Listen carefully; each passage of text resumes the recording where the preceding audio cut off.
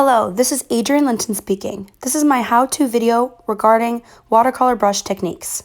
This video is for all ages. I hope you enjoy and learn something new.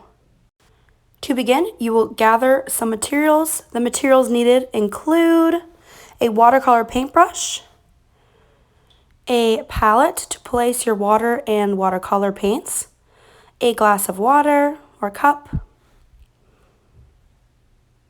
just adjusting the camera, some Morton kosher salt, your watercolor paints,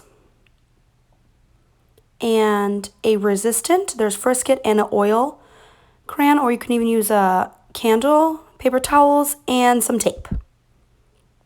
You will also need watercolor paper, which is important because if you use regular paper, it tends to crinkle up. To begin, you're going to grab your watercolor paper and you're going to make 8 boxes sectioned off with the tape to start. Next, you will grab your pigment of choice and make a wash.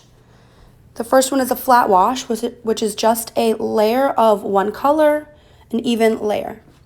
The second one is going to be called wet on wet. You're going to apply pigment to the top, and then you're going to alternate colors of your choice and kind of layer them on top of each other, and as they dry, they kind of bleed together. This is called a wet on wet. Our next one, you're going to need some more pigment, and you're going to get the kosher salt and sprinkle it on the paper.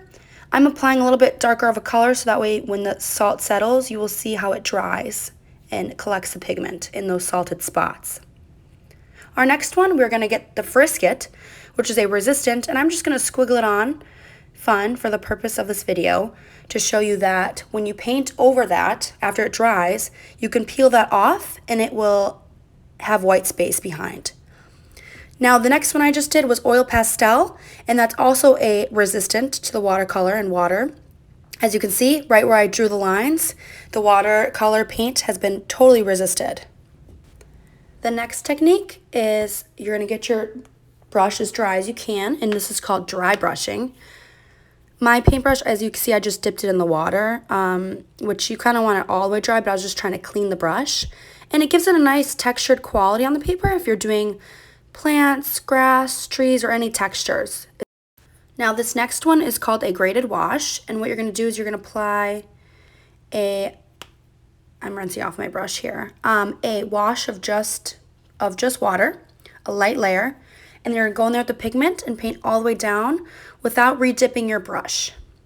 Painting that little section all the way down, and that's going to give it a nice gradient.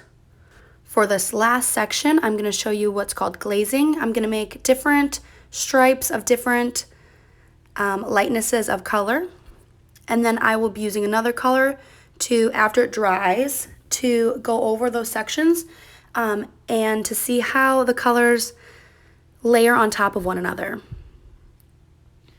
Lastly, now that our frisket has dried, I'm going to go back up in the top right corner and just go over that frisket with a dabbing technique motion to go over and surround the frisket squiggle lines that I made.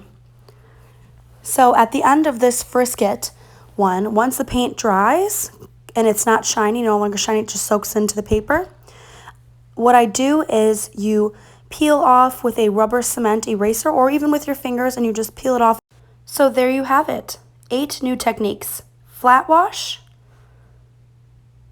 wet on wet, kosher salt, frisket, oil pastel, dry brushing, graded wash, and glazing. Thank you so much for watching, and I hope you enjoyed the video and learned more watercolor techniques.